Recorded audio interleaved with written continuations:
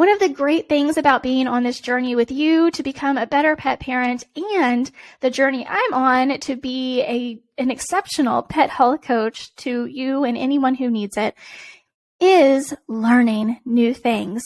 And in today's case, relearning something that I thought I knew, that, by the way, most people in the healthy pet space thought we knew, getting new data and relearning something that now we know isn't exactly as true as we thought it was. What am I talking about? Well, before I tell you what I'm talking about, I just want to be completely upfront, honest, open. One of the great things about being a human is being able to learn new things, being able to implement those things that we learn. And one of the probably not so great things about being human is that it can really be very, very hard and kind of set us back. And in some cases, damage our egos when we are confronted with information that doesn't align with prior information that we had. That can be really difficult. I really struggle with this just like everybody else. But when it comes to my pets, I do my absolute best to have an attitude of openness, to want to learn new things, even if what I'm learning contradicts something I thought I knew, because I want to be the best pet parent I can be. So yeah, sometimes it can be hard to get new information that completely contradicts information that I've had in the past. So that's what today's episode is really about. Something that I have recently learned that a lot of people in the pet health space, healthy pet space, have recently learned, because data, real, actual scientific data, is finally being given to us. What am I talking about? None other than HPP, or high pressure pasteurization. So I did an episode back in October of 2022, and it was like an episode that we had multiple things in the episode. And one of those things was HPP. Well, before I tell you too much about it, let's roll the intro, and then I'll explain exactly what's going on in the healthy pet space, why my mind is being changed around HPP.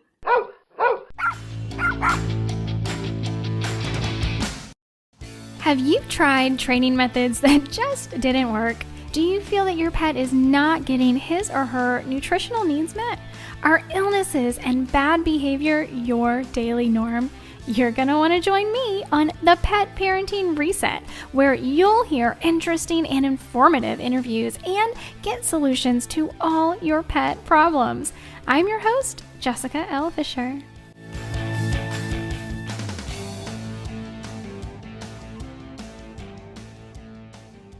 Okay, so yes, I published a podcast episode in October 2022.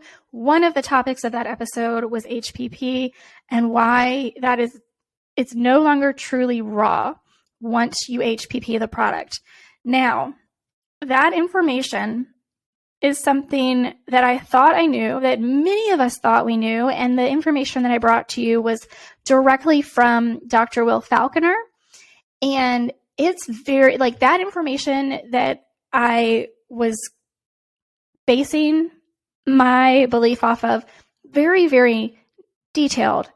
He's an incredible veterinarian, currently retired, but teaching people online. So while that was all good information at the time, we now have new data, new information emerging. And yes, I got this information from none other than Billy Hochman, who was on a previous episode, probably last week, depending on when this episode airs. It's really, really incredible. Steve's Real Food is actually who has been conducting the research. They're aggregating a lot of the information for the raw food community. And let's just go into it, because HPP, high pressure pasteurization, basically, let me just give you an overview of, if you haven't gone back to listen to that episode, if you haven't heard it before, where I talk about HPP is not really raw. the idea there is that the pressure is so great that is being put on this food in order to kill the bad bacteria in it. It's also killing the good bacteria in it. And as such, no bacteria, no living organisms, it's not really raw anymore. That's kind of the point of feeding raw, is to get all of these wonderful live active bacteria, the good guys, and everything is yin and yang, right? So we have to have a little bit of bad, otherwise there's just no point in all of the good. If we're 100% good, we're out of balance. If we're 100% bad, we have to have a little bit of we have to have hopefully a lot more good and a little bit of bad, right? If that makes sense.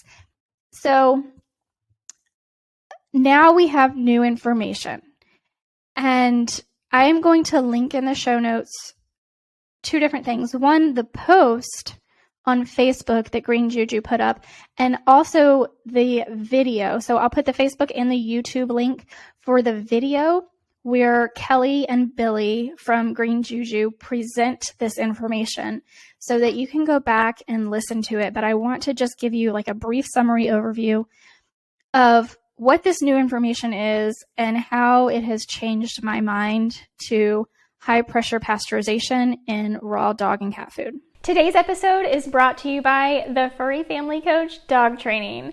Train your dog in the comfort of your own home and on your schedule with video instruction from me. Learn the foundations of training, teach basic cues to your dog, and explore solutions to behavioral issues, all inside of this video-based online training course. Go to thefurryfamilycoach.com and use code PODCAST at checkout to get your first month for only $7. That's thefurryfamilycoach.com and use code PODCAST at checkout to get your first month for only $7. I can't wait to see you on the inside. The Facebook post that GreenJuJu put up says, thanks to everyone who watched our special GreenJuJu Live, where we broke down the science behind HPP, high pressure processing. If you missed it, swipe through to see the reality behind some of the most common HPP myths. When done correctly, HPP can be a great food safety protocol while retaining the vitamins and nutrients, as well as the healthy fats and bacteria for our pets' diets. So here are some of the myths and then truths based on the new data that we have. Myth: HPP significantly reduces the nutrients in food. Apparently, we now know that this is false. So the fact is, when raw pet food is HPP'd, on average, 67% of the nutrients actually increase. So this is why I'm gonna give you the explanation that GreenJuJu has, but this is why I've linked the video where Billy is explaining it, because he can explain things like no other. He is excellent at taking really, really difficult concepts and breaking them down to where everyone can understand them. So only 4 nutrients, vitamin A, pantothenic acid, pyridoxine, and vitamin B12, decrease by greater than 20%. All of those nutrient levels can be corrected through formulation. All other nutrients remain at the same levels as non-HPP'd foods. And this is sourced from internal and external third-party testing by Steve's Real Food. What does that mean to me and you as a layperson? That means that when a food is HPP'd, like Steve's Real Food is, like Primal Pet Food is, like off the top of my head, Northwest Naturals. There are quite a few that are using HPP processing in their food. There are 4 nutrients that are actually decreased by the process of high pressure processing or pasteurization or whatever it is. There are like 4 different things that it's short for. Vitamin A, pantothenic acid, pyridoxine, and vitamin B12. So for you and me, that means that manufacturer has to know that these 4 nutrients, are decreased through the process of HPP. What does that mean? That means that they have to know that, and they have to allow for that, so that at the end of the HPP process, we are still meeting minimum requirements. So they would have to actually add in a lot more to kind of overcome what is being lost through the HPP process. So to me, a company like Steve's Real Food, who knows this, who has the data, they are then going to be able to do it right, so that when that product comes out of the HPP processing, it is still meeting the nutrient requirements that they are stating they are providing to your pet. So on the flip side, a company who may not have this data or may not know this information may not be allowing for this. So that is the one caveat here, and we'll talk about that a little bit later because I want to get through the other 3 myths. Myth number 2, HPP kills all the bacteria in the food, including the good ones, making the food sterile. The fact is, studies show that lactobacillus bacteria only have a slight log reduction, meaning they are still active. A second study using yogurt cultures showed they were still active after the HPP process. This sheds new light on the idea that HPP foods are sterile, which they are not. So this kind of also is a double-edged sword, right? Because on the one hand, these companies are using HPP processing because the FDA has a zero tolerance for bacteria in raw food specifically. They have a huge tolerance in it for kibble foods, but that's beside the point. Now, the double-edged sword here is that, one, for those of us who have not been fans of HPP processing, because the understanding was that it killed everything, good and bad, which is why they were using it to meet the FDA requirements. Well, now that's not actually true, so we can kind of breathe a little bit easier about that. On the other hand, if the FDA realizes that it's not doing what they thought it was doing, we might see some not so great things happening between the FDA and our raw pet food companies. That's my take. The third myth is that HPP denatures enzymes. Fact, enzyme activity is not decreased in any significant way by HPP. At the pressure and temperature level used in raw pet food, there was only a 10% reduction in enzyme activity in one study and no reduction in a second study. Both of these studies give us a clear picture about the abundant raw enzyme activity in HPP foods. So this is also internal and external third-party testing by Steve's Real Food. And it looks like they also posted that, like they created an online research article was posted in the Wiley online library as well. So all of that can be found through the links to the GreenJuJu posts. Okay, so here is the fourth myth, final one for today. HPP oxidizes fats, making them rancid. Fact, fats only show oxidation at pressure hold times of greater than 20 minutes. Alternatively, fat oxidation can occur at temperatures of 75 degrees or more during the HPP process. Raw pet foods have a pressure hold time of 2 minutes and a much lower water temperature. They experience minimal to no oxidation. The fats remain healthy and raw. And this is from a Science Direct article. It looks like in October of 2010. So, okay, let's kind of go back and unpack all of this now that I've gone through and read the slides for you. HPP does not significantly reduce the nutrients in food. Again, let's kind of go back to there are 4 nutrients that are decreased by greater than 20%. So if I were to feed an HPP'd food to my dog or cat, knowing this, I would contact the company, make sure they are allowing for these decreases during the HPP processing and adding more at the beginning so that at the end of the process, we are still left with at least the minimum levels that are being sold to us, basically. So that would be like my caveat there. And in a case of GreenJuJu, who their freeze-dried meat treats are HPP'd, because they have this information and this knowledge ahead of time, they can allow for it. And also with Steve's Real Food, because they're the ones doing all of the data processing and kind of aggregating all of this data, allow for it and make sure that that end product meets what is being sold to you. Killing all the bacteria in the food, as I said, it is not. We now know. And I actually neglected to mention what that source was. It's from hyperbaric.com. And that link is in the Facebook post. So now knowing that it's not actually killing all of the bacteria, be it good or bad, like I said before, that is a bit of a double-edged sword.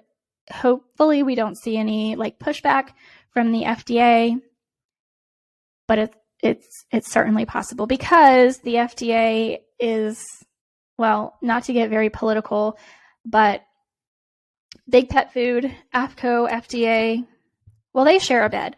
So we'll see what happens. They obviously don't want these smaller, of course, raw pet food companies taking any more market share than they already have. The myth of HPP denaturing enzymes, great. I'm thrilled with that finding. I think we can move on to oxidizing fats. As long as the the process that these raw food manufacturers are undergoing meets the requirements of this Science Direct article, meaning that it is less than 20 minutes and temperatures of under 75 degrees, which according to the information provided by GreenJuJu, it is actually only 2 minutes and a much lower water temperature, then it sounds like we're doing good there as well. So I shared this with you, one, to share it with you, to give you the information, but also to say we can learn and grow.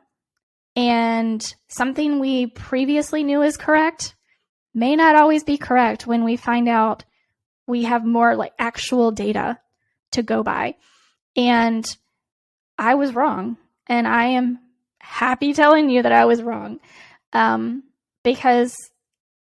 because I was wrong, but because I pride myself on being able to take in new information and change my beliefs if necessary, if warranted.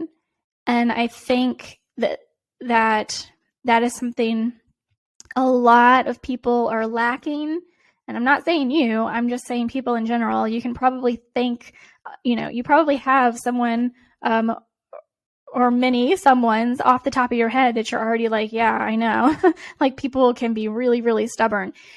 And so I wanted to bring you this insight. I'm not covering up the fact that I was wrong. I'm telling you I was wrong. Now that I have the data to tell me that, hey, guess what? What we previously thought is not actually the case.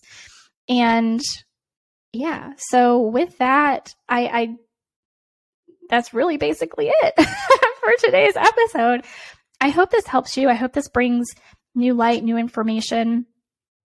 I hope that you can take this experience of me sharing how, guess what, guys, I was wrong and here's why, to kind of to heart, to where, it helps you maybe open up a little bit more, not even necessarily with your pets and pet food, though certainly in that regard, but to any and everything in life, because we don't ever want to shut ourselves out of growth and opportunity. And yeah, I don't want to get too emotional and too cheesy and emotional. I don't like that. So I'm going to go ahead and end today's episode. Again, check the show notes for the links to the Facebook post that GreenJuJu put up, as well as the Facebook video and the YouTube video of Billy and Kelly from GreenJuJu presenting this information to the world. So please, reach out on social media if you have any comments or questions, or just say, hey, Jessica, thanks for being so vulnerable. I appreciate it, because, being on social media is hard and putting vulnerability out in the world is hard. So let's all keep building each other up, giving each other grace, because it is going to take some time for people to get this new information and then to accept new information. And yeah, so just be the best pet parent you can be with the information you have at the time, and keep learning, my friends. With that, give your pet some extra love from me. Until next week, bye guys. Thank you so much for listening to today's episode. Make sure that you're following the show so you never miss an episode. And please take a moment to rate the show on your podcast app. I'd also love it if you'd share this podcast with your friends and family so that they can benefit from the information to help their pets live long, happy lives too. Don't forget to take advantage of this special discount as a listener today and get access to over 100 online videos in my online dog training, The Furry Family Coach. Just go to thefurryfamilycoach.com and use code PODCAST at checkout to get your first month for only $7. That's thefurryfamilycoach.com and use code PODCAST at checkout to get your first month for only $7. I can't wait to have you join and see you on the inside.